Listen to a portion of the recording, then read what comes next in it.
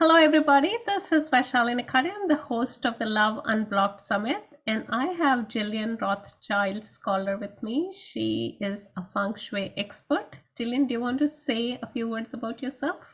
Sure. Hi, my name is Jillian Rothschild-Scholar. I'm the owner and master consultant at Feng Shui in Motion. I help ambitious people who are feeling like something is a little off in their lives and they can't put their finger on it. And they're looking for some support so they can move forward with confidence and clarity and ease. And the way that I go about helping people is using the wisdom of Chinese metaphysics and Feng Shui and what's a system called the 4 Pillars of Destiny, which is Chinese astrology, to help people get that clarity so they can understand what's happening. I think that people are naturally intuitive. People naturally kind of go, oh, I know when something doesn't feel right, things feel a little bit off, and they can't put their finger on it. And most of my clients are using lots of resources. A lot of my clients are very ambitious. So they're using mindfulness and affirmations and good health, and they're using all of these different resources. And at some point, they kind of look around and go, oh, hey, I wonder if it's the environment that I'm in. And that's really where I come in to help people get into good energy and alignment in their space. Cool. So, Jillian, if someone is looking for love, so let's say that I have a lot of clients who are single women and they're looking for love. Can you share an example with us of how feng shui can help them get rid of the blocks or help them accelerate or fast track their search to meet the right person?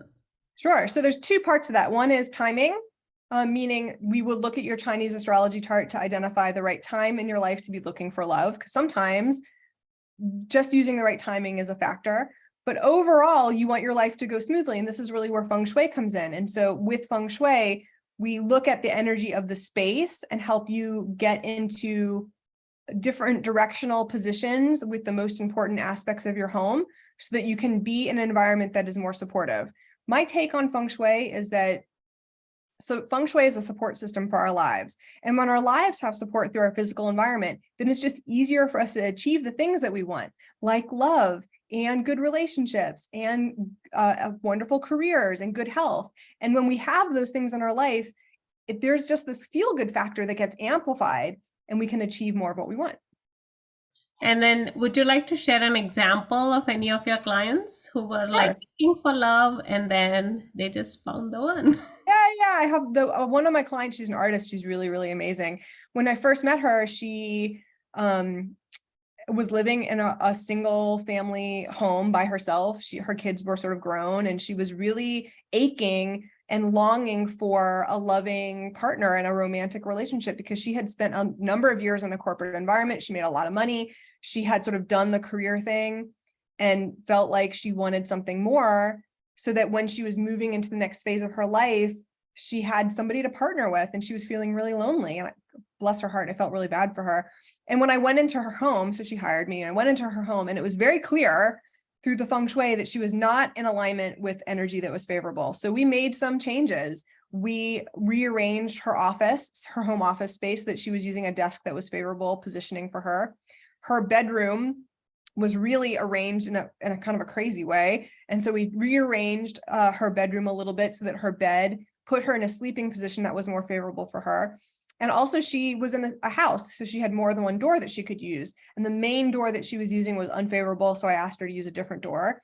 And over time, it takes a little bit of time. It's not a light switch. You have to, sort of like digging a hole, right? If you've dug yourself in a hole, you've got to stop digging and then you've got to get out of the hole, right? So we had to stop the digging, stop the bleeding, if you will, so that she could heal. And then once she got into more favorable alignment, things started to get better. First, she noticed actually that her business relationships got better. That was the first thing that she noticed. She actually got contracts and she had somebody ask her to write a book and her fame increased quite a bit. And then the next thing that happened was she was like, oh yeah. And then I got more notice when I was out on dates and my friends would say, oh, I should hook you up with this person. And she got more sort of exposure to the right kind of people. And then she was really able to do the emotional work that she needed to be with the right person. Because if you're coming into a relationship with a bunch of baggage, that's going to be rough on the relationship. So she really was able to be in an environment that was supportive, do the emotional work. And then when the guy showed up, she was like over the moon and they totally fell in love. And she actually doesn't live in that house anymore because they moved in together. And she called me to do their feng shui together, and they're doing really, really well.